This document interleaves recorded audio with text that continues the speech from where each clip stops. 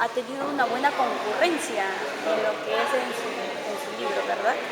Sí, muy contento, en verdad tenía mis dudas, pero gratamente impresionado porque ha habido buena cantidad de gente y eso era lo que yo esperaba, porque de lo que se trataba era de que entregar la mayor cantidad de libros para que pueda pues llegar a mayores manos y a mayores mentes, digamos, para que lo lean, ¿no? ¿Cuál fue la inspiración que tuvo para hacer el libro? Mira, desde hace mucho tiempo empecé a escribirlo con la idea de recordar un poco lo que había vivido en Casagrande y nunca pensé que iba a terminar en un libro, pero luego, conversando con algunos amigos, me dijeron: "Oh, está interesante, ¿por qué no le das mejor forma y complétalo con los tiempos de Hacienda?". Y por ahí salió pues, esta obra que trata fundamentalmente, como les he explicado, de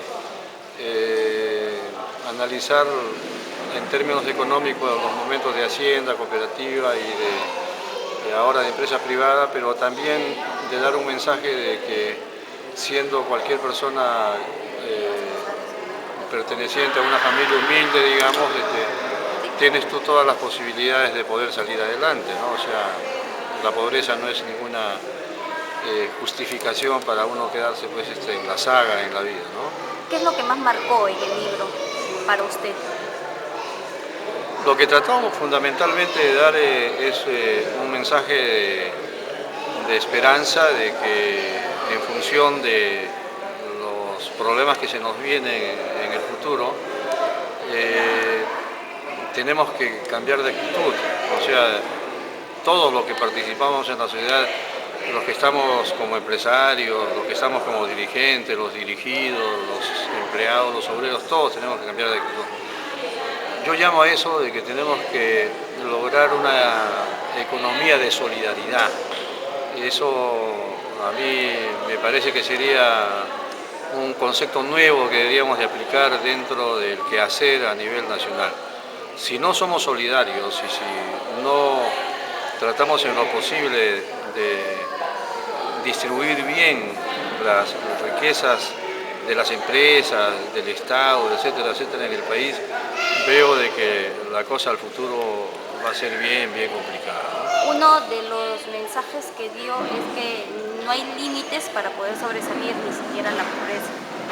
¿no? No, o sea, definitivamente, primero que conocerse a sí mismo, que es base para poder un poco salir adelante, es un proceso interminable.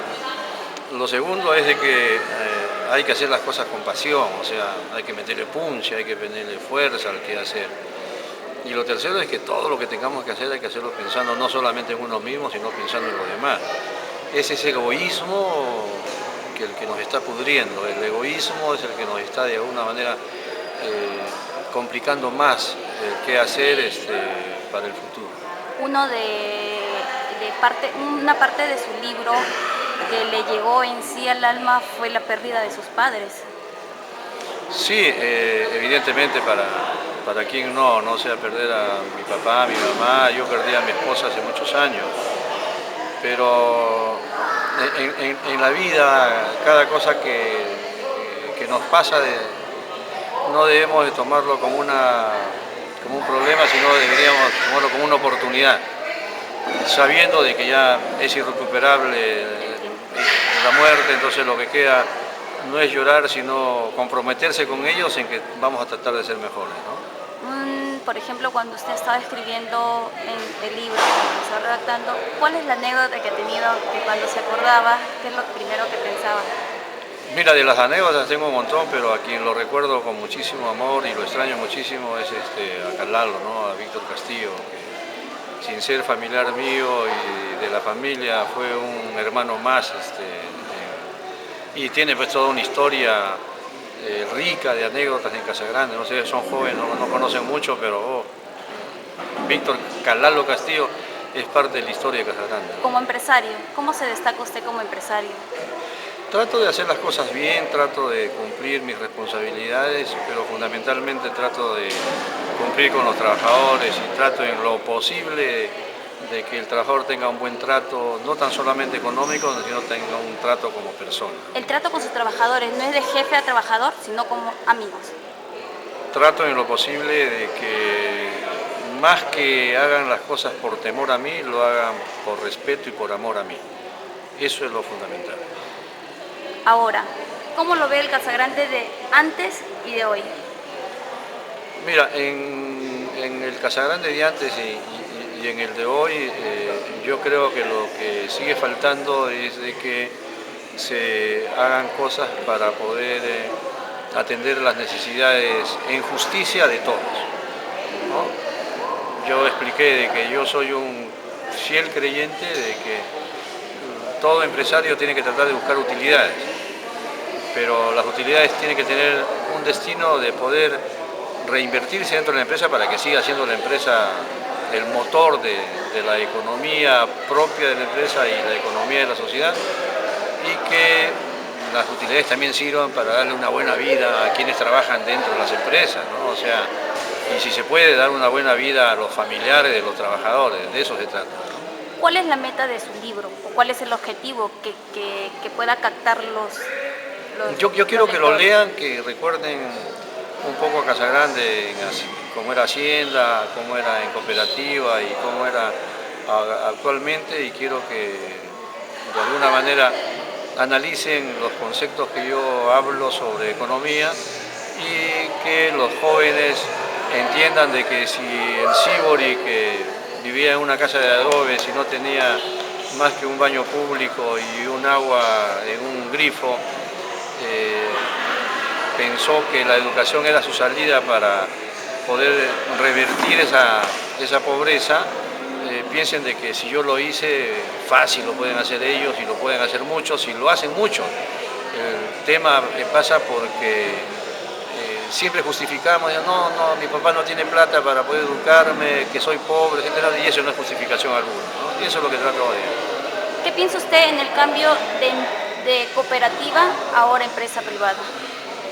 Que no había otra salida definitivamente, ¿no? Se habían manejado mal los recursos y creo yo de que la privatización era una solución que caía por su propio peso. Lo que creo es de que este grupo económico recibió algo tan mal ya manejado, que espero de que estén un poco haciendo todo su análisis, su diagnóstico, y que de alguna manera vengan ya buenas cosas para la empresa y para los trabajadores, ¿no? Ya para terminar la entrevista, ¿qué le podría decir a los lectores de acuerdo a su libro? ¿A quién es? A los lectores. Lo único pedirles es que lo lean y que si necesitan algún grupo de jóvenes o algún colegio o el municipio conversar conmigo sobre el libro, yo estoy llano a venir, visitarlos, conversar, porque de lo que se trata es de que en Casagrande nuevamente la gente y los jóvenes se dediquen pues un poco a organizarse para poder ayudarse, para poder hacer deportes, para poder leer, para poder jugar tenis o jugar ping-pong o jugar ajedrez. Yo creo que tenemos que cambiar un poco la forma que estamos viviendo en Casagrande, fundamentalmente los jóvenes. ¿A quién se lo dedica ese libro? A mi familia y a mi Casagrande querido y a mis amigos. A ustedes, a ustedes. Como muchas personas adultas dicen que ha sido un golazo, que ha sido la reflexión de Casagrande, que es una leyenda. Es la primera vez que alguien habla sobre lo que es en sí Casagrande. ¿Cómo lo toma usted? Con muchísima humildad y muchísimo reconocimiento y muchísima alegría y compromiso a seguir escribiendo, ya no sobre Casagrande, sino sobre otras cosas, pero sí sobre los jóvenes. Listo. Muchas gracias.